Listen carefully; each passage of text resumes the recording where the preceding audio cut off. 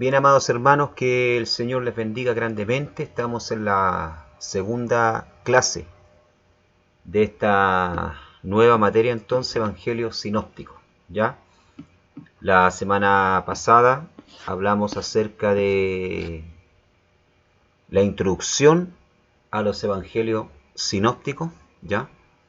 Y hoy vamos a comenzar entonces con el estudio del primer libro del Nuevo Testamento, que es el Evangelio según San Mateo, el cual ya hace de plataforma para unir el Antiguo Testamento con el Nuevo. ¿Ya? Evangelio según San Mateo, que es el primer libro entonces del Nuevo Testamento, el que, como se dice, abre ya el Nuevo Testamento de nuestras Biblias. ¿Ya? Evangelio según San Mateo entonces, con el material en la mano, ¿ya? Y importante, como digo siempre, ver los videos y leer el material, porque la prueba de este mes, las preguntas van a salir tanto del video como del material. Así que es importante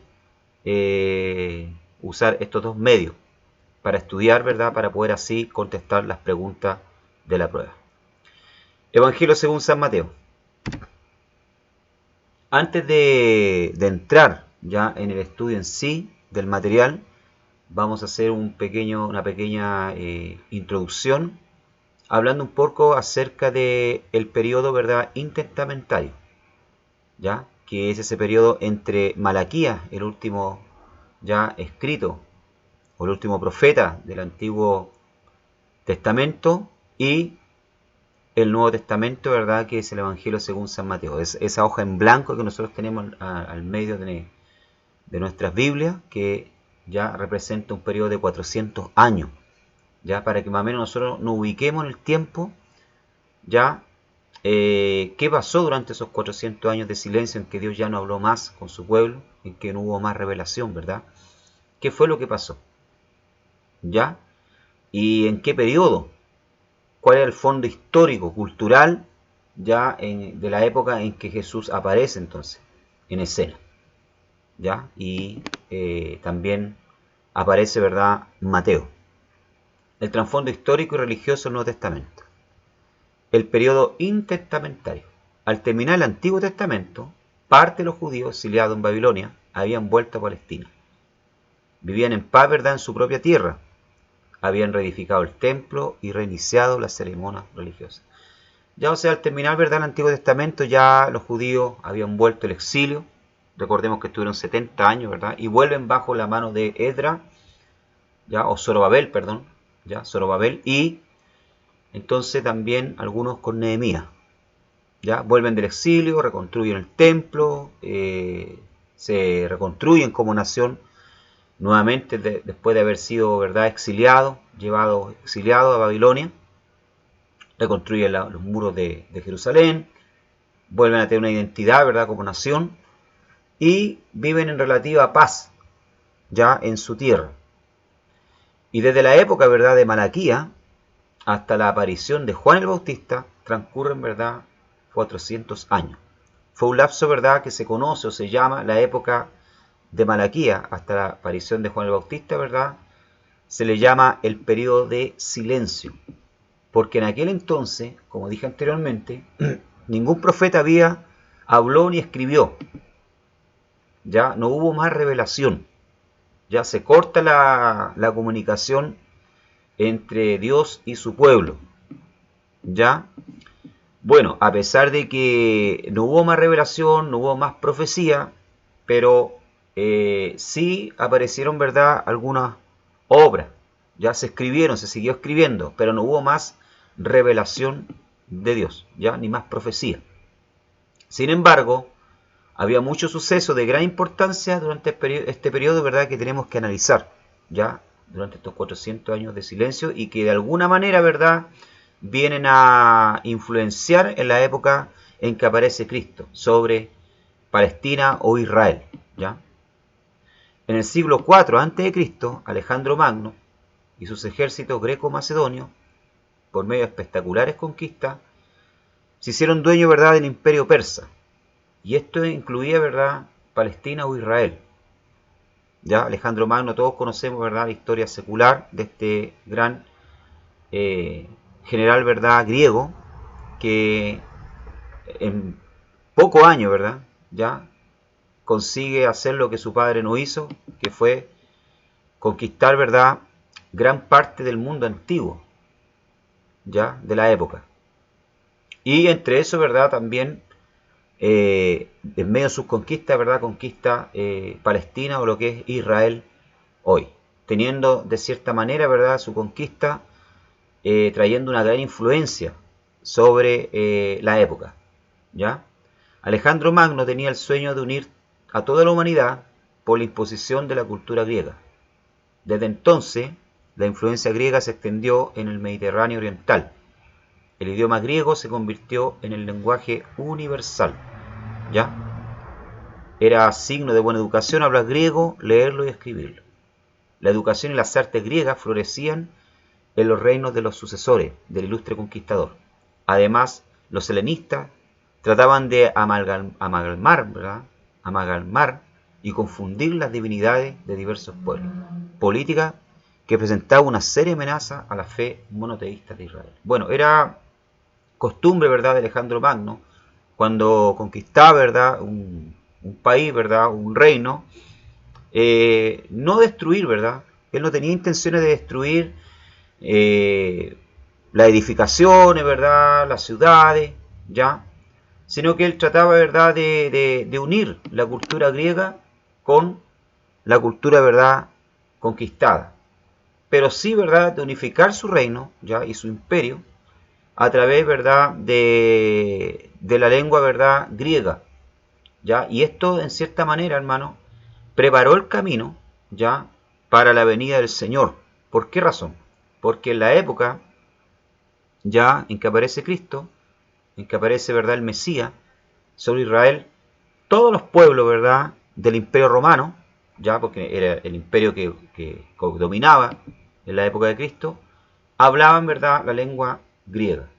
Por lo tanto, ¿verdad?, una persona, ¿verdad?, de Jerusalén, que viajaba hacia Roma, ¿verdad?, mismo que no viniese, ¿verdad?, a hablar el idioma ya de ese país, el latín, ¿verdad?, no tenía ningún problema para comunicarse porque hablaba el griego, que era la lengua, ¿verdad?, la cultura, que era la lengua que se hablaba, ¿ya? ¿Por qué? Porque años atrás, ¿verdad?, ya se había pavimentado, ¿ya?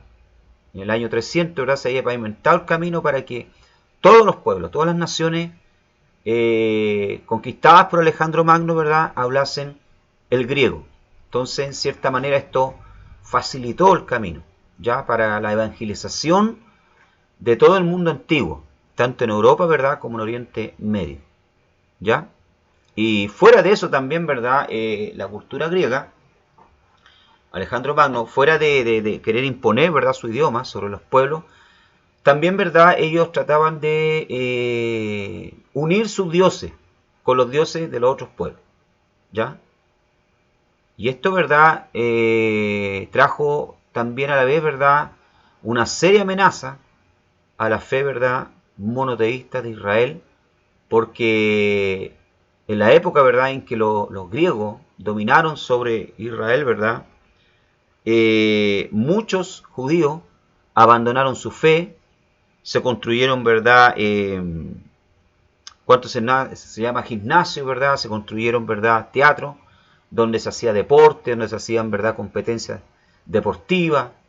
Ya muchos judíos abandonaron su fe. Cuenta el historiador Flavio Josefo que comenzaron a vestirse como los griegos, a comportarse como los griegos, a creer los dioses, ¿verdad?, de los griegos. Ya muchos sacerdotes, muchos cohen, ¿verdad?, abandonaron la sinagoga, ya el templo, y ¿cuánto se llama? Comenzaban a andar desnudos, ¿verdad? Como practicaban deportes desnudos, como lo hacían los griegos, etcétera. Comenzaron a asumir, ¿verdad?, de cierta manera, la cultura griega. Y esto, ¿verdad?, fue una seria amenaza sobre Israel de la época, ¿ya? Porque amenazaba con hacer desaparecer, ¿verdad?, la fe y la identidad judía, ¿ya? El conflicto entre los helenistas y los judíos, que mantenían su antigua fe, se tornó violento, dice. Cuando Antíoco Epífanes, rey de Siria, ¿verdad?, que también era un griego, ¿verdad?, de la descendencia de los Ptolomeos, se apoderó de Palestina en el 175 a.C. ¿Ya? Estamos hablando, ¿verdad?, del periodo intertestamentario, ¿verdad?, de 400 años. Estas cosas sucedieron, ¿verdad?, en este periodo, ¿ya? Entonces Antíoco Epífanes, ¿verdad?, este rey sirio, de descendencia, ¿verdad?, de los Ptolomeos, ¿ya? O sea, de Alejandro Magno, ¿verdad?, y sus 4 generales, que fue dividido el imperio cuando él murió a temprana edad, ¿ya? Conquista entonces Palestina, y este Antíoco Epífanes, ¿verdad?, comienza a hacer con que los judíos, ¿verdad?, como decía anteriormente, empiecen a abandonar su fe y su cultura, ¿verdad?, sus costumbres. El helenismo, ¿verdad?, de parte de los sirios llegó a su colmo cuando Antíoco desató una encarnizada persecución contra los judíos. Dice la historia, ¿verdad?, que colocó una imagen del dios Zeus dentro del templo, ya que era un dios griego. Convirtió en burdeles, imagínense ustedes, hermano, las cámaras del templo y ofreció un cerdo en el altar del templo. O sea, ustedes se imaginarán, ¿verdad?, que aquellos judíos, aquellos Cohen, ¿verdad?, sacerdotes que todavía observaban la ley de Moisés, ¿verdad?, y que reverenciaban, ¿verdad?, y reverencia hasta el día de hoy, ¿verdad?, el templo, ya, aunque físicamente hoy en Israel no hay templo, ¿verdad?, ya, pero ellos todavía veneran, ¿verdad?, lo que queda del templo, ya que ese muro de las lamentaciones. Imagínense cómo se sintieron ellos cuando ven que Antíoco, ¿verdad?, este rey sirio, descendiente, ¿verdad?, de los griegos, ya, ofrece sobre el altar, ¿verdad?, un cerdo, que por la ley, ¿verdad?, era prohibido, ya, comer o tener contacto, ¿verdad?, a los judíos. Imagínense ustedes, ya, esto hizo que se provocara, ¿verdad?, una gran revuelta, ya. A muchos de los judíos la situación se les hizo intolerable. Se negaron a acatar las órdenes de Antíoco y surgió la resistencia de los macabeos, ¿ya? En este periodo, ¿verdad?, en que surge el periodo, ¿verdad?, de los macabeos, la revuelta de los macabeos, ¿verdad?, porque los macabeos no aceptan esta situación, ¿verdad?, y se levantan entonces en rebelión contra este rey sirio, ¿ya? Un anciano sacerdote llamado Matatías inició la insurrección, dice. Aunque Matatías pronto murió, su hijo Judas, conocido como Macabeo o Martillo, que eso quiere decir, ¿verdad?, Macabeo, ocupó su lugar. Finalmente, en el año 63 a.C., el general romano Pompeyo se apoderó del país y depuso al gobernador de la línea macabea, Aristóbulo II. ¿Ya?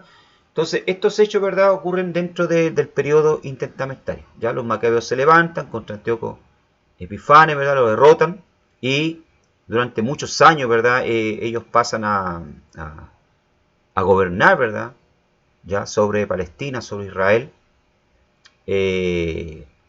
incluso ocupando, ¿verdad?, también los cargos de sacerdote, ¿ya? En Israel limpian el templo nuevamente, ¿verdad?, reactivan los sacrificios, ¿ya? Porque en la época de Antíoco Epífanes, ¿verdad?, como dije anteriormente, el propósito de Antíoco, ¿verdad?, era hacer desaparecer la fe judía. Incluso llegó al punto de prohibir la circuncisión, ¿ya?, en su época.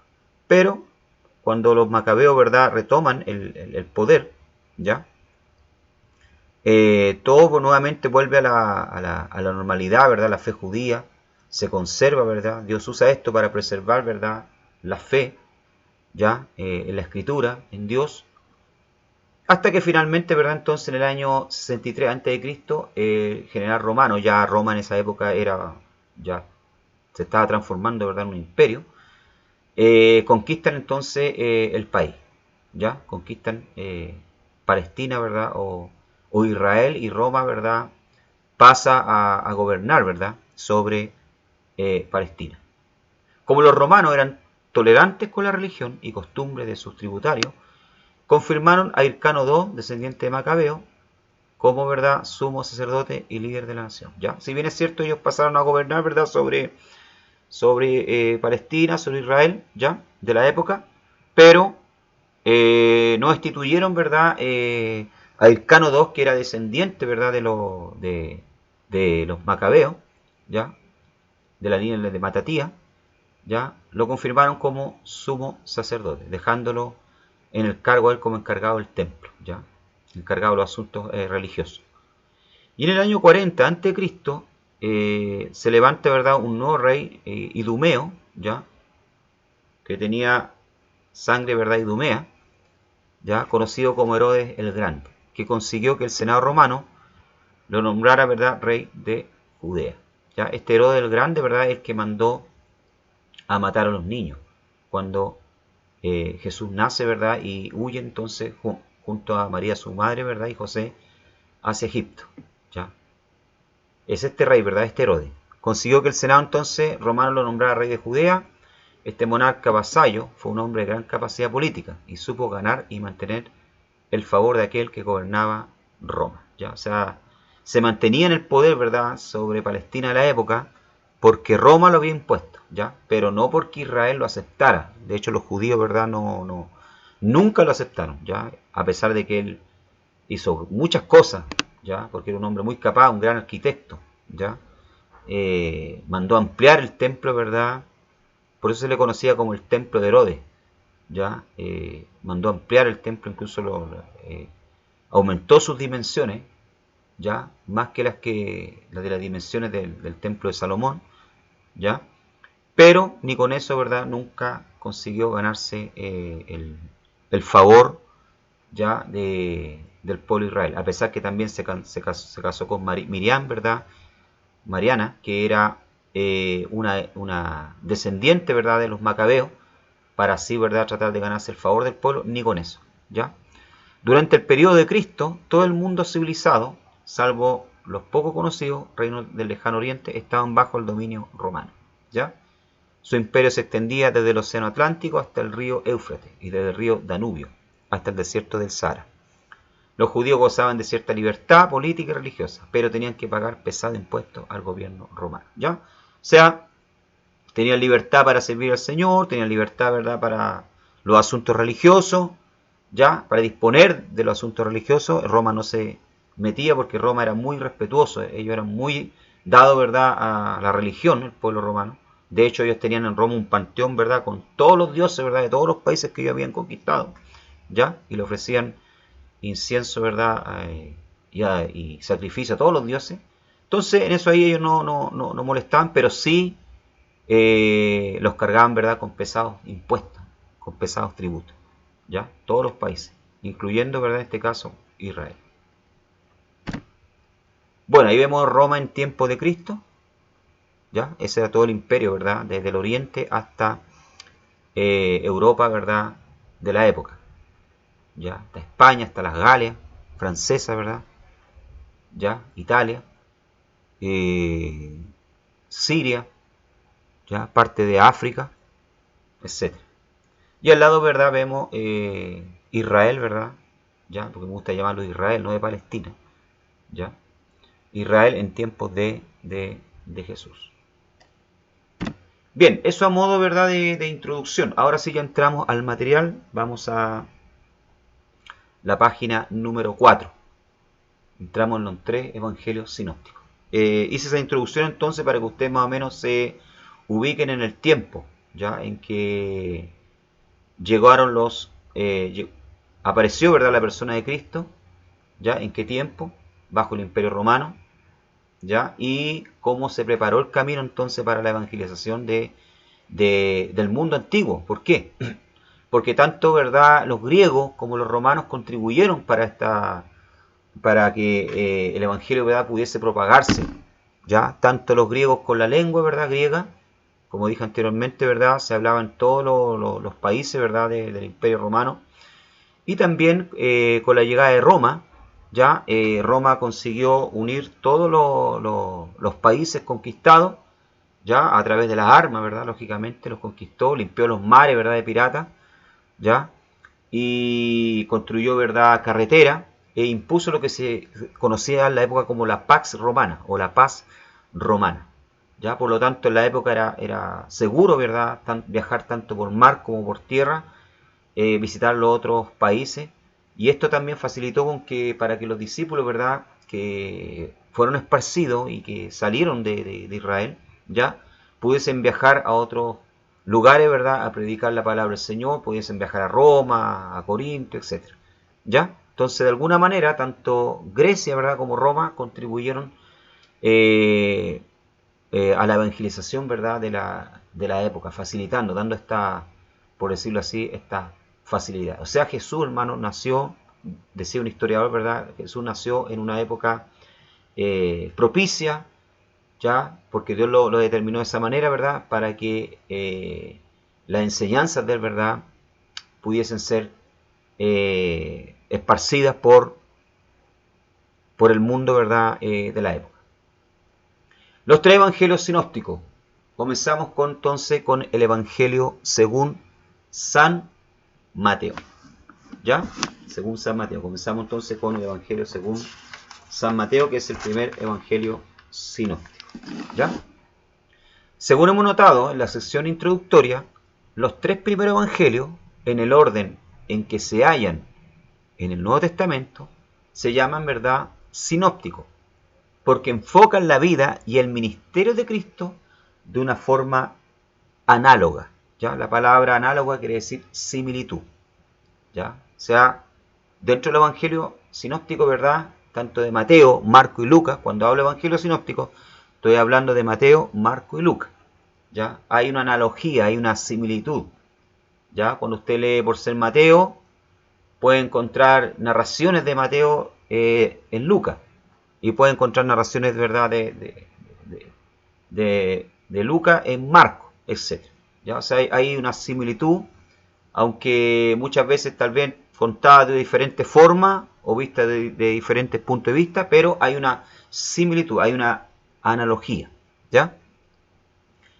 En marcado contraste con el punto de vista del cuarto evangelio. Por eso es que cuando hablamos del evangelio sinóptico, amado hermano, estamos hablando solamente de los tres primeros evangelios y no del cuarto, no de Juan, ¿ya? Porque Juan ya muestra, ¿verdad?, la persona de Cristo, ¿verdad?, de un punto de vista ya diferente.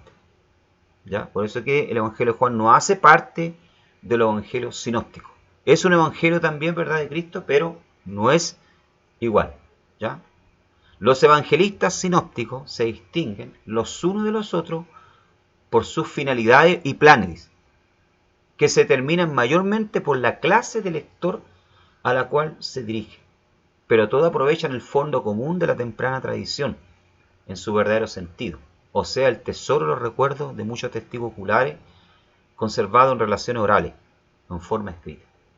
Detrás de todo ello se discierne el elemento indispensable de la autoridad apostólica. ¿Ya? ¿Qué quiere decir esto? Quiere decir, ¿verdad?, que los evangelios sinópticos, como dije anteriormente, se distinguen uno de los otros, ¿verdad?, por las finalidades y por los propósitos que tuvieron, ¿verdad?, los escritores, ¿verdad?, y la forma en que lo dieron a conocer a cada lector. ¿Ya? Por ser el evangelio de Mateo, ¿verdad?, es un evangelio que fue escrito para judíos. ¿Ya? Y vamos a ver más adelante por qué. Fue escrito para judíos.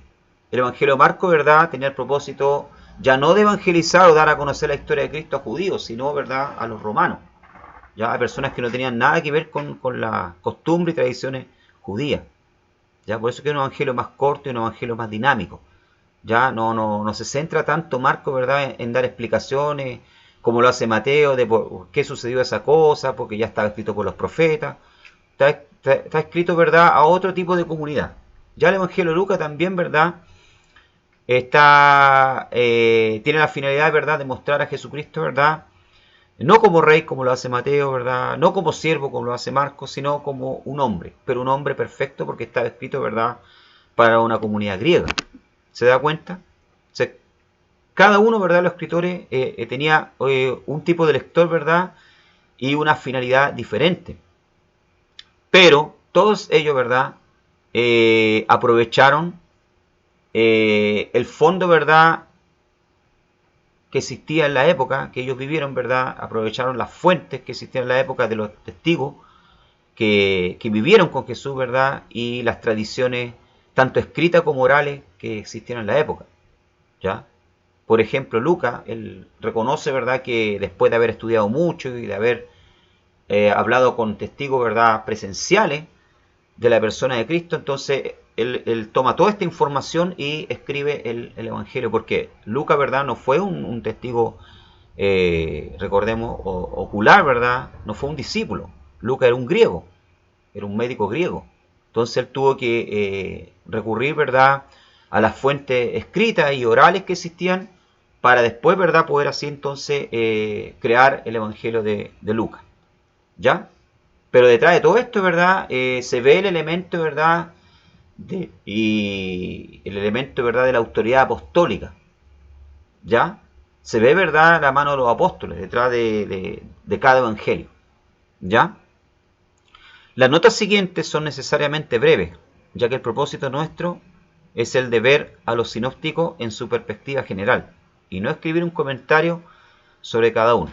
Pero abrigamos la esperanza de que oriente el estudioso lector, llevándole de nuevo con mayor interés y discernimiento a los mismos evangelios, que constituyen la fuente más antigua de toda información sobre Manuel, Dios con nosotros. Bien, el propósito es del estudio, ¿verdad?, de los evangelios sinópticos y el evangelio, ya, de introducción a los evangelios, ¿verdad? Como dije en la primera clase, no es hacer un comentario versículo por versículo, capítulo por capítulo. Eso ¿verdad?, se hace en la escuela dominical. Ya se va estudiando capítulo por capítulo, etc. ¿Ya? El propósito de este curso, ¿verdad?, este estudio, es apenas hacer un estudio, ¿verdad?, por fuera. Ya saber quién es el autor, en qué fecha se escribió, cuáles fueron los propósitos de él, ¿verdad?, etc. ¿Ya? Ese es el propósito, ¿verdad?, de el estudio del Evangelio Sinóptico, la introducción al Evangelio Sinóptico. Estamos en la página 4. Bien, el autor. ¿Ya? ¿Quién es el autor entonces del Evangelio según San Mateo? Los textos más antiguos de este Evangelio son anónimos. ¿Ya? ¿Qué quiere decir eso? Nos dicen, ¿verdad?, yo, Mateo, escribí este Evangelio. ¿Ya? Como lo hace Pablo en una de sus epístolas, dice, ¿verdad? Esta epístola está escrita por mí, por puño y letra mía. Yo, Pablo, escribí esta epístola. No, el Evangelio Sinóptico, ¿verdad?, nosotros no encontramos esa firma que diga yo, Mateo, escribí. Por lo tanto, ¿verdad?, este Evangelio, ¿verdad?, es anónimo. No se sabe quién lo escribió. ¿Ya? Y el autor no hace, ¿verdad?, referencia a sí mismo, como dije anteriormente, en parte alguna. No dice yo escribí este Evangelio, ¿verdad? Con todo, ¿verdad?, nunca fue disputado en la antigüedad que Mateo, apóstol del Señor, fuese el autor de este relato de la vida de Cristo. O sea, nunca se puso en tela de juicio. Siempre, ¿verdad?, desde la época apostólica, ¿ya?, o de la primera iglesia, ¿verdad?, apostólica, ¿ya?, cristiana, se reconoció, ¿verdad?, que él era el autor, ¿ya? Pero como le digo, en el libro en sí, ¿verdad?, y incluso en los manuscritos más antiguos, no aparece él, ¿verdad?, diciendo yo escribí, o alguien que diga, ¿verdad?, no, él escribió. Ustedes pueden leer el Evangelio de Mateo completo, los 28 capítulos, no van a encontrar eso, ¿ya? Pero sí, la iglesia siempre reconoció, ¿verdad?, ¿ya?, la mano de Mateo en ese Evangelio, ¿ya?, o el Evangelio que tenemos hoy, ¿ya? Siempre lo reconocieron a él como autor. Evidencia externa, ¿ya? Que nos demuestren, ¿verdad?, que fue Mateo, ¿ya? Sin el Evangelio, ¿verdad?, no aparece, ¿verdad?, escrito que él fue el autor, ¿verdad? Pero sí existen evidencias externas, como por ejemplo, esta evidencia remonta a Papía, ¿ya?, que fue un padre de la iglesia, ¿verdad?, cristiana de los primeros tiempos, del primer siglo, ¿verdad? Papía fue contemporáneo digo el primer siglo porque fue contemporáneo, ¿verdad?, de Policarpo, quien fue también discípulo del apóstol Juan, ¿ya? Por lo tanto, Papía, ¿verdad?, podemos decir, era de la época de los apóstoles, años 100 después de Cristo. Él nace en el año 70, ¿ya? Nace en el año 70 después de Cristo, ¿ya? Y según él, ¿verdad?, cita la historia de la iglesia de Eusebio, ya de Cesarea, la siguiente declaración. Él dice, ¿verdad?, Papías, Mateo compuso las logías, ¿ya? La palabra logía, ¿verdad?, es una palabra griega que quiere decir dicho. Él dice, ¿verdad?, que Mateo compuso, ¿verdad?, los dichos en lengua hebrea y cada uno la interpretó como pudo, ¿ya? O sea, ¿qué está queriendo decir aquí Papías, ¿verdad?, que Mateo compuso el evangelio que lleva su nombre, ¿verdad?, porque él escribió cada uno de los dichos, ¿verdad?, de Cristo, ¿ya? Y que cada uno, ¿verdad?, de la época que leyó el escrito de él, ¿verdad?, el Evangelio, lo interpretó como pudo. Hacia el final del primer siglo también Ireneo, ¿ya? Ireneo también fue un padre de la iglesia, ¿verdad?, obispo de la ciudad de León, actual Turquía, en Esmirna, ¿ya? Nace en el siglo II, el año 130 después de Cristo, 30 años después, ¿verdad?, de Papía, ¿ya? Nace. Irineo también, ¿verdad?, contra herejía, en un libro, ¿verdad?, declaró, Mateo también redactó un evangelio entre los hebreos en su propia lengua, dice, por la época en que Pedro y Pablo estaban echando el fundamento de la iglesia en Roma. O sea, aquí tenemos la evidencia externa entonces de dos padres de la iglesia, ¿verdad?, que en estos escritos, tanto de Eusebio, ya como contra herejía, hacen mención de que Mateo escribió el evangelio, ¿verdad?, en su propia lengua. ¿Ya? De ahí se deduce que el evangelio original, aunque nosotros no tenemos, ¿verdad?, los originales, lo que tenemos son copias en griego, se deduce, ¿verdad?, de que Mateo escribió en arameo, ¿verdad?, o en hebreo. ¿Ya? Cuando hablo arameo, era la lengua que se hablaba en la época de Cristo, ¿verdad? Jesús hablaba arameo, ¿ya? Y ustedes se preguntarán, bueno, ¿cuál es la diferencia entre el hebreo y el arameo? Muy poco realmente, ¿verdad? Porque el arameo, si ustedes analizan la escritura aramea de la hebrea, es la misma, ya prácticamente. Entonces, Mateo, ¿verdad? Entonces, escribe en su lengua, dice, ya, en arameo, ¿verdad?, el evangelio. Después traducía, ¿verdad?, al griego. Aunque Mateo, ¿verdad?, no tenía problema ya en escribir tanto en arameo como en griego, porque eran las dos lenguas que se hablaban ya en la época, ya, en Palestina, ¿verdad? Se hablaba tanto el hebreo como, o el arameo, ¿verdad?, como el griego, y también el latín, porque era la lengua del imperio dominante, ¿verdad?, Roma, ¿ya? Entonces tenemos la evidencia externa, ¿verdad?, de estos dos padres, ¿ya? Papías y Irineo, ¿ya? Y también tenemos una evidencia interna, ¿ya?, de que Mateo fue el autor de este evangelio. Sabemos tan poco de Mateo que no podemos esperar hallar muchos indicios de la paternidad literaria dentro de su propio libro, pero se puede decir que la poca evidencia que existe concuerda bien con la evidencia externa que ya hemos notado. ¿Ya? O sea, no sabemos mucho de él, ¿verdad? Porque la verdad las cosas que lo único que relata el Evangelio, ¿verdad?, es cuando Jesús lo llama, cuando él estaba, ¿verdad?, sentado cobrando los impuestos en la mesa de los tributos, y después, posteriormente, una fiesta que Mateo él celebra, posiblemente en su casa, ¿verdad?, para despedirse ya de su vida antigua, y invita a sus amigos, entonces, y entre esos invitados está Jesús, ¿ya? Y esa es toda la información que tenemos, y que era un cobrador de impuestos, que trabajaba para Roma, ¿ya? Características del autor: Mateo o Leví, ¿verdad?, como se conocía, había sido recaudador de tributo en Capernaum, ¿ya? Capernaum, ¿verdad?, era una ciudad que tenía aproximadamente unos 1500 habitantes en la época de Mateo, a orillas del mar de Galilea, ¿ya?, donde también, ¿verdad?, residía Jesús, donde vivía Jesús, ¿ya? Hoy en día, ¿verdad?, esta ciudad ya prácticamente no existe, ¿verdad? Lo que existe son unos monasterios ahí, ¿verdad? Pero en la época, ¿verdad?, según los historiadores, había una población de unas 1500, ¿verdad?, personas, ¿ya? Y ahí Mateo, ¿verdad?, entonces trabajaba como cobrador de impuestos, ¿verdad? Trabajaba para el imperio dominante, para Roma. Y como tal habría tenido que llevar cuenta y redactar informes como parte de su trabajo. Es probable que debemos a sus propios apuntes mucho de la detallada enseñanza del maestro, ¿ya? En el relato de su conversión no nos dice que fue él quien generosamente costeó el banquete por el cual quiso poner a sus antiguos colegas en contacto con el Señor, ¿ya? Que rasgo concordante con la modestia del autor, quien se esconde a sí mismo detrás del Señor, ¿ya? O sea, Mateo no tenía, ¿verdad?, ese problema de ese espíritu, ¿verdad?, de querer salir, ¿verdad?, de querer mostrarse, si no, yo pagué, ¿verdad?, el banquete, yo invité a Jesús, no, sino que él está detrás de bambalina contando la historia sin hacer referencia a él mismo, ¿ya? Pero, por lo que sabemos, ¿verdad?, entonces Mateo, ya en los dos relatos, ¿verdad?, en Mateo capítulo 9 y en Lucas capítulo 5, Mateo era un cobrador de impuestos que trabajaba para Roma, ¿verdad?, y cobraba los impuestos a su propio pueblo, ¿ya? Por eso que era odiado, no era querido, ¿ya? Estamos en la página 5. Los recaudadores, ¿verdad?, impuestos de la época nunca han sido populares, especialmente en el primer siglo, ¿ya?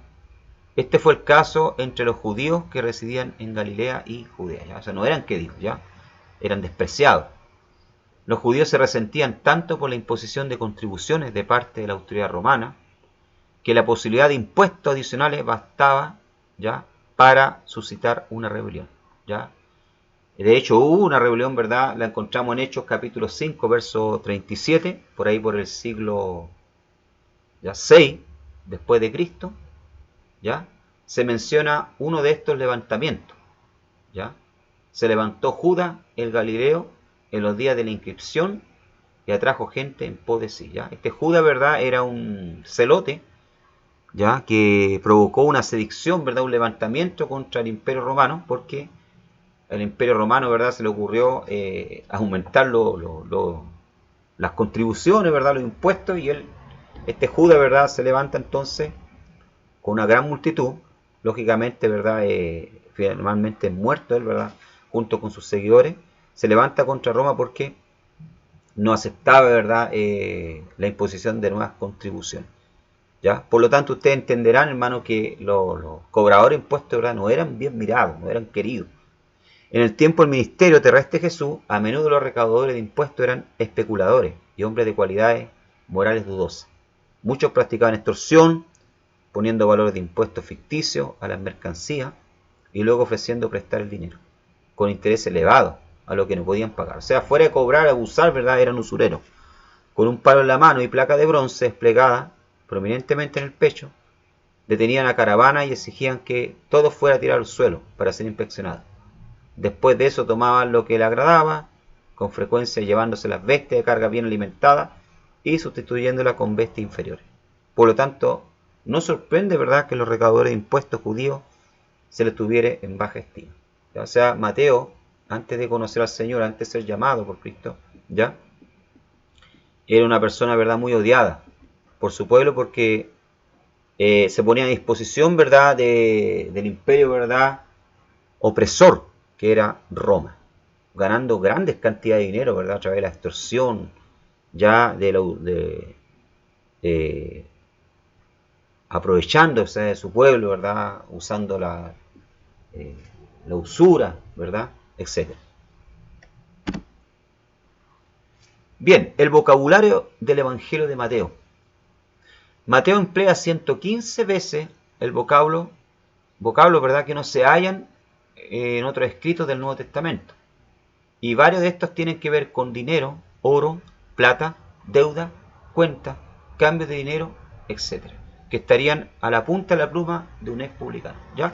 O sea, él hace mención, ¿verdad?, mucho en su evangelio. Si ustedes lo leen y lo estudian, ya unas 2, 3 veces, se van a dar cuenta que él habla mucho, ¿verdad?, de oro, plata, ya cambio de dinero, cosas que el otro evangelio, ¿verdad?, no mencionan y no le prestan mucha atención. Pero Mateo sí, ¿ya?, porque dominaba el tema, porque había sido, ¿verdad?, un recaudador de impuestos, ¿ya? Entonces él hace mucho mención, ¿verdad?, sobre estos temas, ¿ya? Su gran interés por el pueblo de Israel también, ¿ya?, conjuntamente con su celo en recopilar los discursos de condenación que Cristo dirigió contra la hipocresía de los fariseos y escribas, por ejemplo en el capítulo 23, son compatibles con la actitud de un judío celoso, que habría tenido que sufrir mucho de mano de los guías a causa de su profesión. ¿Ya? O sea, él sentía, ¿verdad?, un celo también por su nación, por su pueblo, por eso que él escribe también, ¿verdad?, menciona la condenación que Jesús hace en el capítulo 23 contra los fariseos, ¿verdad?, y los escribas, ya, porque también él había sufrido mucho a mano, ¿verdad?, de ellos. Es como que les pasa la cuenta, en cierta manera, ¿verdad?, Mateo, a los fariseos y a los escribas, porque había sufrido a mano de ellos, ¿verdad?, por causa de la profesión que él había tenido, ¿verdad?, que era ser recaudador de impuestos. Era condenado por los fariseos, por los saduceos, ¿ya? Entonces aquí, en cierta manera, en el capítulo 23 les devuelve la mano, ¿verdad?, porque escribe con punto y detalle, ¿verdad?, la condenación que Jesús hace, ya, de estos líderes religiosos, ¿verdad?, que eran hipócritas en la época. La tradición dice que predicó el Evangelio en Palestina durante 15 años, después de la resurrección de Jesús, y que dirigió campañas misioneras en otras naciones. Ya, esas son ya informaciones extra bíblicas, ya porque no las encontramos dentro de los evangelios, ya, pero la tradición dice, ¿verdad?, que durante 15 años él predicó dentro de los términos de Israel y después, ¿verdad?, posteriormente entonces se lanzó a una campaña misionera en otros países, ya, porque como le digo, no hay mucha información, ni el libro lo he hecho.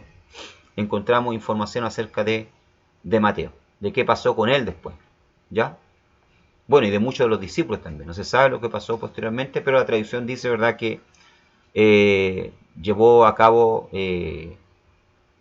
trabajos misioneros, ¿verdad?, en otros países, fuera de su tierra. La fecha y lugar de reacción. Por lo que queda dicho sobre la oscuridad que rodea el origen literario de este evangelio, el lector no esperará que podamos adelantar fecha exacta, ¿ya?, o dar a conocer con precisión el lugar donde se redactó, ¿verdad?, el Evangelio de Mateo. Si fue originalmente escrito en beneficio de círculos de cristianos y amigos en Palestina, o hemos de suponer una fecha posterior a la dispersión de la iglesia en Jerusalén.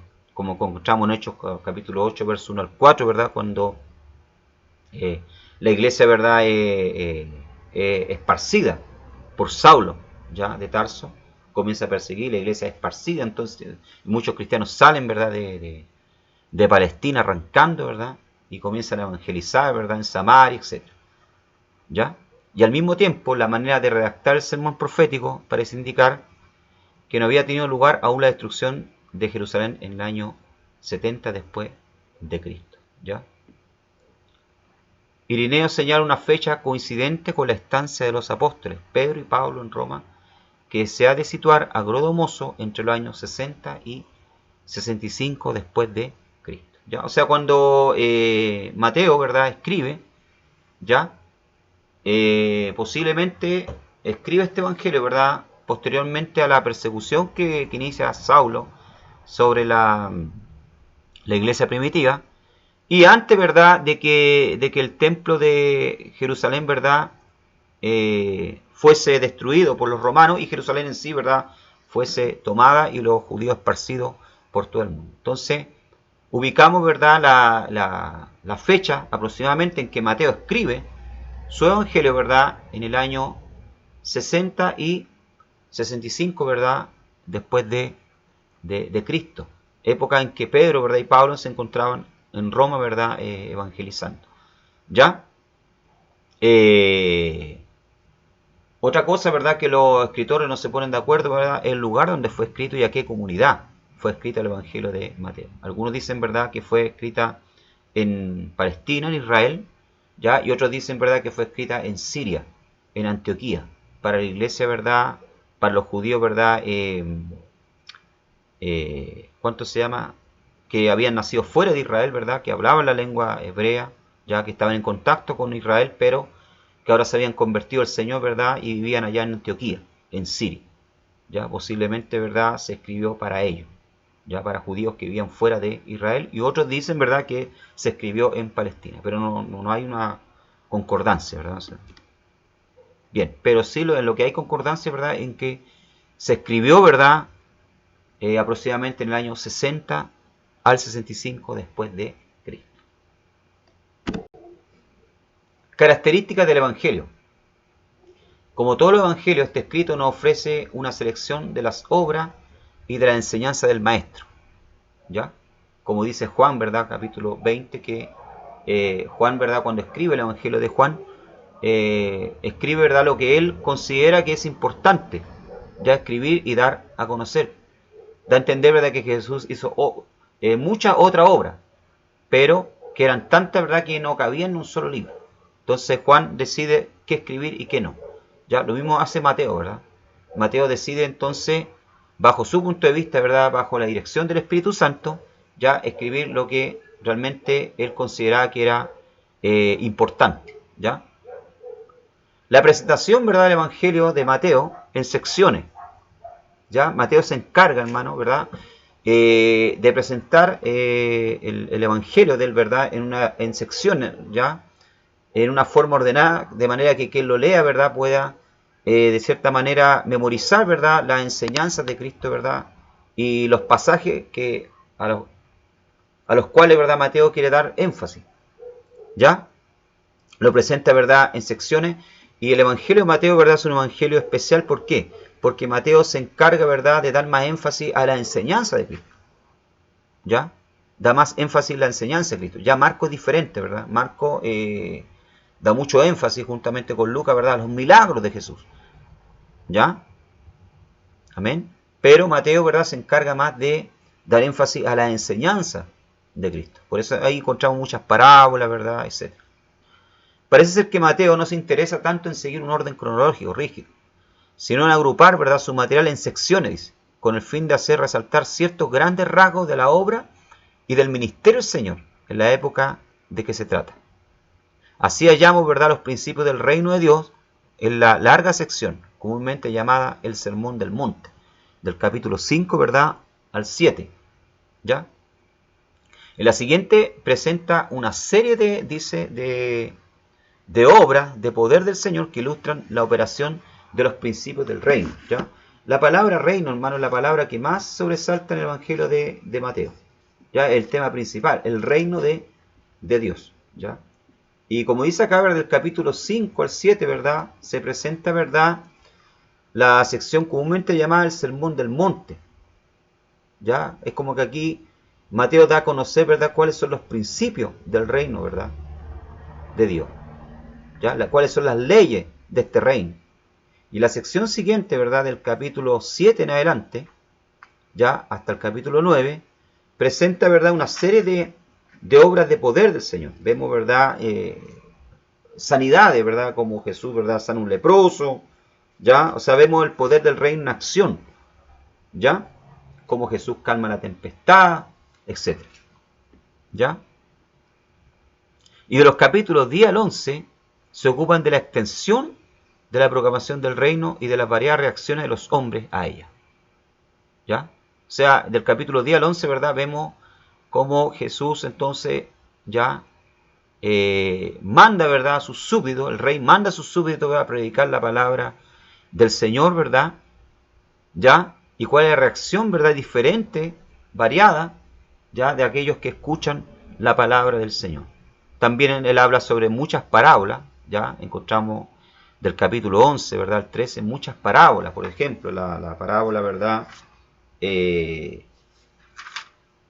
tesoro escondido, la parábola de la perla de gran precio, la parábola de la red, del trigo y la cizaña, de la semilla de mostaza, etc. ¿Ya? De este modo, distintos aspectos de la persona y la obra y la enseñanza del Mesías, rey, se presentan en series bien ordenadas, hasta llegar a la crisis de la confesión en Cesarea de Filipo, en el capítulo 16, verso 16, donde Jesús, ¿verdad?, le pregunta a sus discípulos, ¿quién dice los hombres, ¿verdad?, que es el Hijo del Hombre? Y ahí, ¿verdad?, Pedro le es revelado, ¿verdad?, y Pedro da a conocer, ¿verdad?, la persona de Cristo como el Mesías, como el Cristo el ungido. ¿Ya? Después las secciones señalan o la preparación de los discípulos en vista del ministerio de la cruz, o la creciente oposición de los jefes de Israel al Mesías así revelado. ¿Ya? O sea, después ya de esto, ¿verdad?, de la confesión de Pedro, ¿ya?, Jesús comienza a darle a conocer a sus discípulos que le es necesario, ¿verdad?, ir a Jerusalén, ¿verdad?, y ser crucificado. O sea, era necesario para cumplir así, ¿verdad?, lo que estaba escrito. ¿Ya? Mateo, hermano, recalca mucho esto, ya que Jesús en cada aspecto, ¿verdad?, de su vida, lo que está haciendo, lo que dice, ¿verdad?, es para dar cumplimiento a las profecías. Esto lo vamos a ver más adelante. ¿Ya? Vemos también que se comienza a elevar, ¿verdad?, la oposición hacia el Mesías. Después vemos, ¿verdad?, la consumación, desde luego, en la obra de la cruz y el triunfo de la resurrección, que hace posible las bendiciones universales que se entrañan en la gran comisión de Mateo capítulo 28, verso 18 al 20, donde Jesús manda, ¿verdad?, a sus discípulos a ir a las naciones, ¿verdad?, y predicar el Evangelio. ¿Ya? Entonces, vemos acá que Mateo, ¿verdad?, se preocupa mucho de la enseñanza de Cristo y de presentar un material, ¿verdad?, ordenado, ¿ya?, en secciones. El espacio que dedica el autor a la enseñanza del Señor. Ya como dije anteriormente, Mateo se dedica, ¿verdad?, dedica mucho espacio a la enseñanza de Cristo. En este sentido es fácil y aleccionador, dice, entablar una comparación entre Mateo y Marcos, dice, pues este se especializa en las obras del Señor como corresponde a quien presenta a Cristo como el siervo de Jehová. ¿Ya? Mateo, en cambio, abrevia algunos milagros, pero se extiende en las enseñanzas que se hallan muy resumidas en Marcos. Ya sea Marcos, ¿verdad? El Evangelio de Marcos, cuando lo estudiemos, nos vamos a dar cuenta que Marcos le da mucha énfasis a los milagros, ¿ya? A Cristo en acción. Pero Mateo ya, ¿verdad?, se presenta a Jesús, ¿verdad?, de una forma diferente, como un maestro, ya que era lo que más le interesaba al judío de la época, al judío, ¿verdad?, de la sinagoga, que estudiaba Torá, que estudiaba la Tanaj, ¿ya? No le interesaba tanto, no le llamaba tanto la atención, ¿verdad?, los milagros, ya que él pudiese hacer, ¿ya? Aunque ellos sí sabían que cuando apareciese, ¿verdad?, el Mesías, una de las marcas, uno de los sellos, ¿verdad?, del Mesías era la operación de milagros, sino que ellos le daban más importancia, ¿verdad?, al tema de la enseñanza. Entonces Mateo, como le está escribiendo, ¿verdad?, a una comunidad judía, quiere mostrar, ¿verdad?, a Jesús, ¿verdad?, no solo como rey, sino también, ¿verdad?, como el rey prometido de Israel, sino que también como un maestro, ¿ya? Porque era también un sello, ¿verdad?, del Mesías, que iba a venir, ¿verdad?, que iba a ser un maestro, que iba a instruir. El ministerio oral, que aquí hallamos, incluye muchas parábolas y giras, directa e indirectamente, alrededor del tema del reino de Dios, ¿ya? Y aconteció que cuando Jesús terminó estas palabras, las multitudes estaban maravilladas de su enseñanza, porque le enseñaba como quien tiene autoridad, y no como los escribas. ¿Se da cuenta? O sea, Mateo trata de presentar, ¿verdad?, a Jesús como fuera de ser el rey, ¿verdad?, prometido, como un gran maestro, como un gran rabí, ¿ya? ¿Ya? Un hombre de mucho conocimiento, ¿ya? Un maestro, ¿verdad?, de la ley. Dice la palabra del Señor acá, ¿verdad? Y dice Mateo en sus palabras que las multitudes se maravillaban de su enseñanza, porque le enseñaba como quien tiene autoridad, dice. Y aquí hace la diferencia, ¿verdad? Y no como lo escriba, ¿ya? O con maestros de la época. ¿Por qué? ¿Cuál es la diferencia entre Jesús? Jesús, ¿verdad?, cuando enseñaba, a diferencia, ¿verdad?, de los rabí, hasta el día de hoy, ¿verdad?, los rabí en la sinagoga, los rabí, ¿verdad?, cuando enseñan, ¿verdad?, siempre citan a un rabí anterior, ¿verdad? Porque rabí fulano dijo esto, porque rabí en el siglo V dijo esto. Pero Jesús no citaba a los rabinos. Jesús lo que citaba, ¿verdad?, la Escritura. Y él siempre utilizaba la palabra de cierto os digo, porque yo digo. ¿Ah? Jesús, ¿verdad?, no estaba constantemente, ¿verdad?, como los rabinos, citando a un otro rabino, ¿verdad?, para apoyar su enseñanza. Jesús, cuando enseñaba, ¿verdad?, se apoyaba en sí mismo, se apoyaba, ¿verdad?, en Dios, en su Padre, en la Escritura. Por eso que llamaba la atención de las multitudes, ¿verdad?, porque enseñaba como quien tiene autoridad, ¿ya? Se enseñaba con autoridad, sin tener que estarse apoyando, ¿verdad?, en otros maestros. Entonces su enseñanza, ¿verdad?, eran diferentes. Otra característica, ¿verdad?, del Evangelio de Mateo son las abundantes citas del Antiguo Testamento. Además de 40 textos citados para probar que Jesús de Nazaret es el Mesías profetizado, ¿ya? Mateo hace mucha referencia y alusión al Antiguo Testamento, sacada de 25 los 39 libros del canon antiguo y llegando al total de 130. Cita indiferentemente de la Biblia hebrea, que se utilizaba en la sinagoga, pero que no se entendía por los judíos en general, o de la versión griega, llamada la Alejandrina, que era leída por los judíos que hablaban griego, ¿ya? O sea, Mateo, ¿verdad?, si usted estudia el libro de Mateo, ¿ya?, que yo espero que lo haga, que lo lea, ¿ya?, completo, si no lo ha leído, se va a dar cuenta, ¿verdad?, que Mateo, ¿verdad?, cita mucho ya la escritura del Antiguo Testamento, de los 39 libros, ¿ya? Y utilizaba, ¿verdad?, mucho, ¿verdad?, la Biblia de la época, ¿verdad?, que era la Septuaginta, ya había sido traducida, ¿verdad?, del hebreo al griego, ¿ya? Y la que se utilizaba también en la sinagoga por los hebreos, ¿ya?, que hablaban hebreo, ¿ya? Pero cita mucho el Antiguo Testamento para reafirmar, ¿verdad?, la autoridad de Cristo. Mateo repite mucho la palabra y esto estaba escrito, ¿verdad?, y para cumplir, ¿verdad?, lo que estaba escrito, ¿ya?, etc. Se respira el ambiente del Antiguo Testamento en este Evangelio, sin que por eso dejemos de ver clarísimamente que hemos llegado a un tiempo de cumplimiento en la persona y obra del Mesías. Muy a menudo Mateo introduce su cita por medio de fórmulas como las de Mateo 1:22. Todo esto aconteció para que se cumpliese lo que fue dicho por el Señor, por el profeta, ¿Se da cuenta? Ahora, ¿por qué ya Marco, verdad, no usa estas palabras? Marco no se preocupa, ¿verdad?, decir, y Jesús hizo esto para cumplir lo que el profeta. No, porque la comunidad a la cual Marco, ¿verdad?, o Lucas escribía es una comunidad diferente. Lucas le escribe a griegos, ¿ya? Marco le escribe, ¿verdad?, a los romanos. Entonces, para los romanos iba a ser aburrido, ¿verdad?, y no iban a entender cuando Marco dijese, ¿verdad?, y esto fue escrito para que se cumpliese. No, ahora Mateo ya le escribe, ¿verdad?, a judíos. Y a los judíos, ¿verdad?, les interesaba, ¿ya?, que la vida de Jesús, ¿verdad?, y las cosas que él hacía, ¿verdad?, calzasen con lo que enseñaba el libro principal para ellos, que era la Tanaj, que era la Torá, ¿ya? ¿Se da cuenta? Mateo también señala que el rechazo de Cristo por parte de Israel estaba de acuerdo con la profecía y que tal rechazo da lugar a transferencia de los privilegios divinos de pueblos escogidos de la comunidad judía a la cristiana. Mateo 21:43, por ejemplo, dice: el reino de Dios será quitado a vosotros, Israel, y será dado a gente que produzca los frutos de él, o sea, a los gentiles, a la iglesia. ¿Se da cuenta? O sea, Mateo, en todo el libro de él, ¿verdad?, y los escritos de él, ve en cada aspecto de la vida de Cristo, ¿verdad?, y cosas que él enseñaba o hacía, veía el cumplimiento de lo que estaba escrito en el Antiguo Testamento. Entendía, ¿verdad?, que el Antiguo Testamento era el libro, ¿verdad?, cristológico, ¿ya?, que hablaban de la persona del Mesías, ¿ya? Y de hecho es así, sabemos que es así. Que la Biblia, ¿verdad?, es un libro cristológico, de Génesis a Apocalipsis. Y en cada libro, ¿verdad?, vemos un aspecto diferente de la persona de Jesús, ¿ya? Entonces, otra característica del Evangelio de Mateo es la abundante cita del Antiguo Testamento. Página 6. Las finalidades del Evangelio. La presentación de Jesús a los judíos como su Mesías y Rey, evidentemente.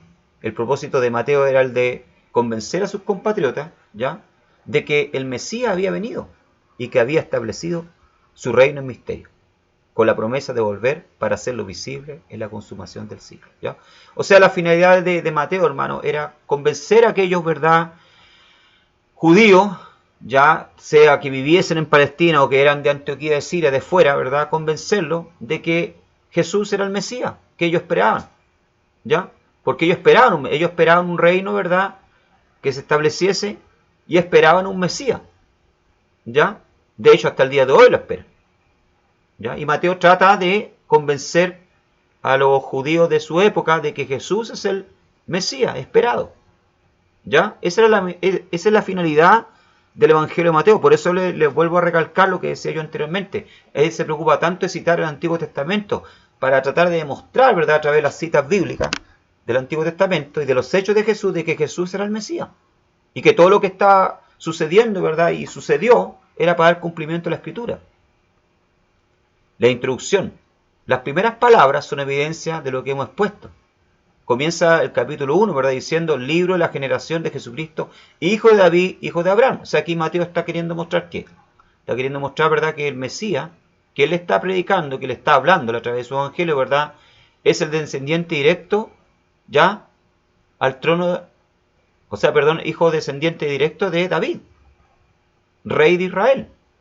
Y que por lo tanto Jesús, ¿verdad?, tenía derecho al trono, a ser rey. Pero que también es descendiente directo, ¿verdad?, de Abraham, el padre de la nación judía, de la nación hebrea. ¿Ya? Por lo tanto, era descendiente directo de Abraham. Comienza su genealogía, ¿verdad?, diferente a la de Lucas. ¿Ya?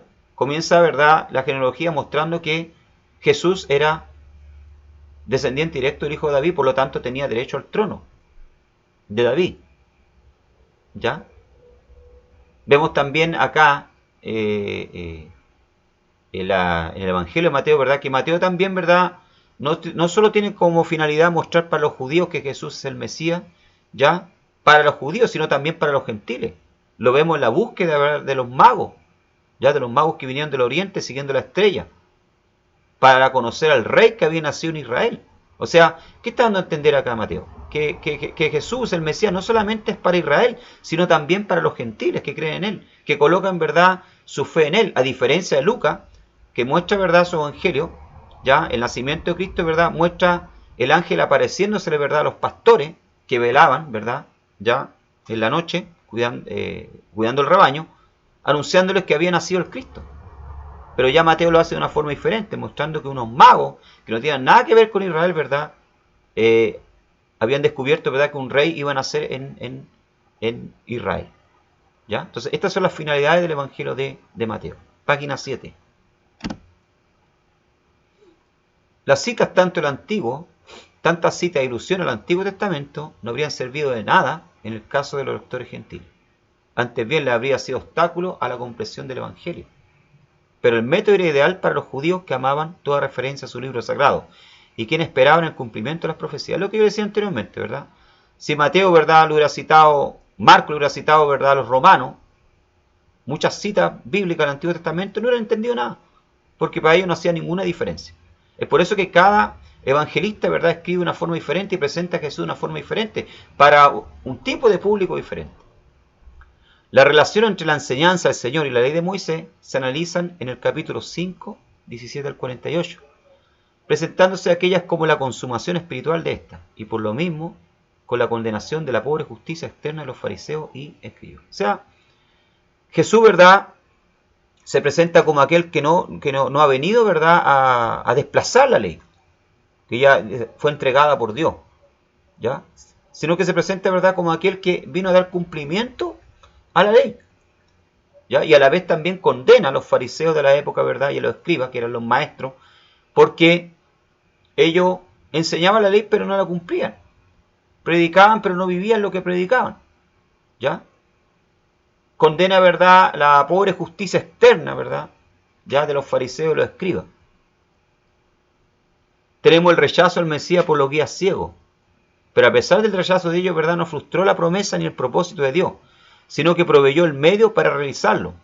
Las otras finalidades que notamos se hallan en relación estrecha con la presente. Eso lo vemos en Hechos capítulo 13, versos 26 al 33, cuando Pablo, ¿verdad?, predica la palabra en su viaje misionero junto a Bernabé, ¿verdad?, en una de las sinagogas, y él en su predicación le hace ver, ¿verdad?, a los judíos, ya, de que a pesar de que habían condenado al Mesías, a pesar de que habían crucificado al Mesías, ¿verdad?, nada de esto había frustrado los planes de Dios. Al contrario, los planes de Dios se habían llevado igual a cabo, ¿verdad?, a través de la muerte del Mesías, porque esto había hecho con que la muerte, ¿verdad?, de él trajese salvación tanto para los judíos como para los gentiles, ¿ya? Que a pesar que los guías de Israel, ¿verdad?, de la época, habían rechazado, ya, a Jesús, esto no frustró los planes de Dios, como tampoco hoy en día.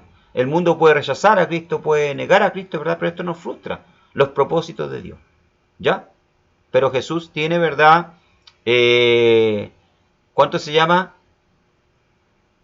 Jesús vino a cumplir, ¿verdad?, la cita, ¿verdad?, del Antiguo Testamento, la Escritura. Ya es el cumplimiento y es el fin de la ley. Eso es lo que Mateo, ¿verdad?, da a entender en su evangelio. Como dije anteriormente, ¿verdad?, una de las cosas que Mateo, ¿verdad?, da a conocer mucho, ¿verdad?, y el tema principal del libro de Mateo que nosotros vamos a encontrar es el reino de Dios. Ya le habla mucho del reino de Dios, del reino de los cielos. Es peculiar a Mateo la frase el reino de los cielos, que aparece 32 veces, mientras que la equivalente reino de Dios está tan solo 5 veces. Desde luego, para los judíos, el reino de los cielos era una forma velada de mencionar el reino de Dios.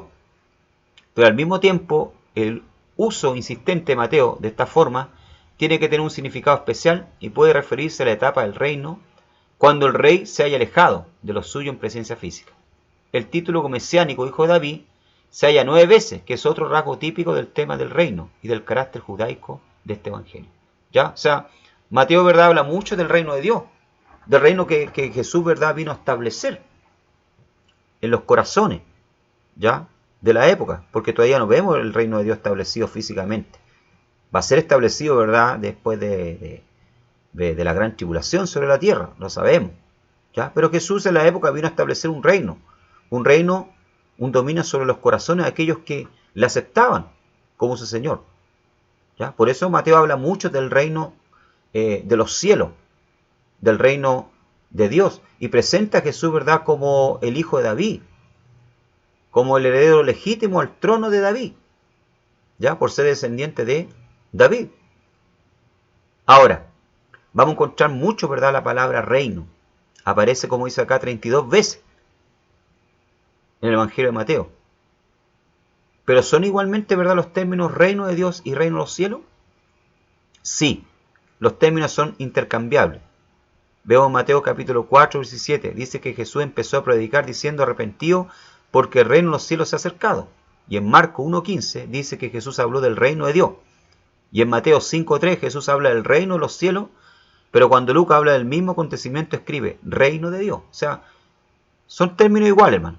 ¿Ya? No hay ninguna diferencia entre reino de Dios y reino de los cielos. Es lo mismo. Ahora, ¿qué significa la palabra reino? Reino es traducido de la palabra griega basilea y habla del poder, autoridad real, realeza, dignidad real y por supuesto de un reino. Un rey es una persona que tiene soberano y supremo poder.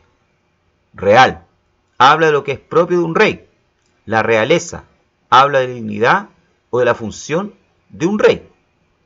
¿Ya? Por lo tanto, hermanos, cuando hablamos del reino de los cielos o el reino de Dios, estamos hablando, ¿verdad?, del poder soberano y supremo que tiene Dios sobre la tierra y sobre el corazón, ¿verdad?, de aquellos que ya le sirven, de aquellos que le han entregado su vida. Un reino es el territorio sumiso a la autoridad de un rey. ¿Cuál es el territorio en el cual, ¿verdad?, gobierna hoy en día en el mundo Dios? ¿Ya? Los corazones de aquellos que le sirven, que le buscan. ¿Ya? Porque no podemos decir, ¿verdad?, que el mundo está bajo total del control de Dios. Porque Jesús lo dijo, el príncipe de este mundo, ¿verdad?, ¿quién es? Satanás. ¿Ya? Pero va a llegar un tiempo en que Dios va a establecer su poder total sobre este mundo. ¿Ya? Y va a establecer un reino físico. Lo sabemos, lo vemos en el libro de Apocalipsis, ¿verdad? La palabra griega, basilea, también es traducida en nuestras Biblias por la palabra reinado, que significa poder absoluto o el ejercicio de poder. Una de nuestras canciones dice: el reino es para el Todopoderoso, Apocalipsis 12:10. ¿Ya? Por lo tanto, cuando hablamos de reino, hablamos, ¿verdad?, del poder soberano y supremo que tiene Dios, ¿verdad?, sobre un territorio sumiso a la autoridad de Él. ¿Ya? Y en este caso, como dije anteriormente, ¿verdad?, Dios reina en los corazones, Dios reina en la iglesia. ¿Ya? Dios reina en medio de su pueblo. Aunque igual ejerce poder, ¿verdad?, sobre el mundo, y el mundo hace su voluntad y Satanás hace su voluntad, pero no vemos un reino establecido acá totalmente en la tierra. ¿Ya? ¿Qué significa entonces el reino de Dios o reino de los cielos? Este término habla del lugar donde reina Dios, donde su voluntad es respetada y consumada, lo que dije anteriormente. Actualmente el reino de Dios es invisible, pero es real. Leamos Lucas capítulo 17, versos 20 al 21. Los fariseos le preguntaron a Jesús: ¿cuándo había de llegar el reino de Dios? Y él les contestó: la venida del reino de Dios no es algo que todo el mundo pueda ver. No se va a decir aquí está o allí está, porque el reino de Dios ya está entre ustedes. O sea, ¿qué es lo que está diciendo Jesús? Que el reino de Dios, ¿verdad?, estaba presente ahí, actuando. ¿Ya? Ellos lo esperaban, ¿verdad?, de forma física. Esperaban que Jesús fuese el Mesías, ¿verdad?, que iba a reinar, ¿verdad?, sobre Israel, que iba a destruir los imperios romanos, ¿verdad?, a sus enemigos, pero no. Jesús lo que vino a establecer en su época, ¿verdad?, era un reino espiritual. Y hablaba del reino de Dios y enseñaba los principios del reino. Pero ellos no lo entendieron. ¿Ya? Nos muestra que echar demonios y sanar enfermos son señales que el reino de Dios ya está aquí y que el reino que reemplaza ya está en ruina. Jesús dice: pero si yo por el Espíritu de Dios echo fuera los demonios, ciertamente ha llegado a vosotros el reino de Dios. Porque ¿cómo puede alguno entrar en la casa del hombre fuerte y sacar sus bienes si primero no le ata y entonces podrá sacar su casa? O sea, ¿qué nos enseña esto? El reino de Dios ya está aquí, ya está actuando. Y vemos que está actuando hasta aún en la época de nosotros, porque Jesús sigue echando fuera demonios, Jesús sigue sanando, Jesús sigue, ¿verdad?, hablando por su palabra. El reino de Dios ya está en la tierra, ¿ya? Y está actuando, está visible, ¿ya? En cierto modo, ¿verdad? Y Él reina sobre los corazones de aquellos que se entregan a Él, ¿ya? Pero físicamente, ¿verdad?, no está establecido. Cuando el Rey vuelva, el reino de Dios será visible, universal, ¿ya? Lo que enseña Jesús en Lucas capítulo 19, versos 11 al 12. Oyendo ellos estas cosas, prosiguió Jesús y dijo una parábola, por cuanto estaba cerca de Jerusalén, y ellos pensaban que el reino de Dios se manifestaría inmediatamente. Era lo que pensaban en la época, ¿verdad? Dijo pues, un hombre noble se fue a un país lejano para recibir un reino y volver. ¿Ya? O sea, ¿qué te va a entender acá? Que Jesús es este hombre noble. Se fue a recibir un reino, y prometió volver para establecer un reino acá, ¿verdad? Físico, sobre la tierra. Ahora, ¿cómo entrar en este reino? Primero por la sumisión al rey, por la humildad, por el arrepentimiento y por la fe en Cristo. Cristo es el rey del reino de Dios. Cuando Jesús nació en Belén de Judea, en días del rey Herodes, vinieron del oriente a Jerusalén unos magos diciendo, ¿dónde está el rey de los judíos que ha nacido? Porque su estrella hemos visto en el oriente y hemos venido a adorarle. Gabriel también le dice a María, este será grande y será llamado Hijo del Altísimo, y el Señor Dios le dará el trono de David, su padre, y reinará sobre la casa de Jacob para siempre, y su reinado no tendrá fin. Por lo tanto, el reino de Dios, ¿verdad?, es el dominio todopoderoso, ¿verdad?, sobre los corazones de aquellos que ya se entregan a Él. Y un día Dios establecerá su reino físico sobre esta tierra. Y este es un punto importante porque es algo que Mateo resalta mucho, ¿verdad?, en su enseñanza, en su evangelio. Material peculiar a Mateo, ya para ir terminando, página 8. ¿Ya? Hay un material, ¿verdad?, que es solamente peculiar a Mateo, que usted no lo va a encontrar, ¿verdad?, ni en Lucas ni en Marcos. Por eso dice que material peculiar a Mateo. Es provechoso considerar el material peculiar a cada evangelio, ya que ilustra el principio de selección que guía el autor. Hemos notado que casi todo el material del evangelio básico de Marcos se produce de alguna forma u otra en Mateo y Lucas. Ahora, algo que yo quiero enseñarle acá, ya aprovechar. Se dice, ya, y así lo confirma el estudio, de que las fuentes en las cuales, ¿verdad?, se basaron tanto Mateo como Lucas para escribir su evangelio fue el evangelio de Marcos. De hecho, el primer evangelio en ser escrito, hermano, fue el evangelio de Marcos, ¿ya? Y tanto Lucas como Mateo ya utilizaron Marcos para escribir gran parte, ¿verdad?, de su evangelio. Y eso se puede notar. Y cualquier teólogo, ¿verdad?, estudioso, ¿verdad?, de la escritura, percibe esto, ¿ya? La enseñanza de Mateo se nos presentan, como hemos visto, en forma extensa, con énfasis especial sobre el tema del reino. Pero aparte, algunas palabras y el juicio del capítulo 25 se hallan en germen o en resumen en los otros sinópticos. Notaremos pues las narraciones, las parábolas y los milagros que nos relata Mateo, ¿ya? Por ejemplo, en el Evangelio según San Mateo, encontramos narraciones peculiares a Mateo, la visión de José, ¿ya?, la visita a los magos, la huida de Egipto, la matanza de los inocentes, el sueño de la mujer de Pilato, que está solamente en Mateo, usted no lo va a encontrar en otro evangelio, cuando la mujer de Pilato le advierte, ¿verdad?, a Pilato que no tenga nada que ver con ese justo porque padeció mucho en el sueño, ¿ya? La muerte de Judas, ¿ya?, la resurrección de los santos, solamente está en Mateo, no la va a encontrar en el otro evangelio, cuando Jesús resucita, se levantan los muertos, ¿verdad?, ya, algunos santos. El soborno de la guardia y la tumba, ¿ya? Parábolas peculiares de Mateo como la cizaña, el tesoro escondido, la perla de gran precio, la red, los deudores, los obreros de la viña, los 2 hijos, la boda del hijo del rey, las 10 vírgenes, los talentos. Milagros peculiares a Mateo, los 2 ciegos, el endemoniado mudo, la moneda en la boca del pez, la fórmula bautismal peculiar a Mateo, que está solamente en Mateo, no está en el otro evangelio, cuando Jesús manda, ¿verdad?, bautizar en nombre del Padre, Hijo y Espíritu Santo. Es de interés también notar también que solo Mateo, ya, se anticipa y pronuncia la palabra iglesia, ya, en Mateo capítulo 16, verso 18 y capítulo 18, verso 17. Es el único evangelio que pronuncia la palabra iglesia. Entonces aquí hay material que es peculiar, ¿verdad?, al evangelio de Mateo. Bien, amado hermano, llegamos así entonces al final del estudio del primer evangelio sinóptico, que es el evangelio de Mateo. Espero que haya sido de gran bendición, que usted haya aprendido algo más acerca de este libro maravilloso y que Dios pueda encender en usted el deseo, ¿verdad?, de conocer más, de estudiar más, profundizar más este maravilloso evangelio. Que el Señor lo bendiga. Hasta la próxima clase.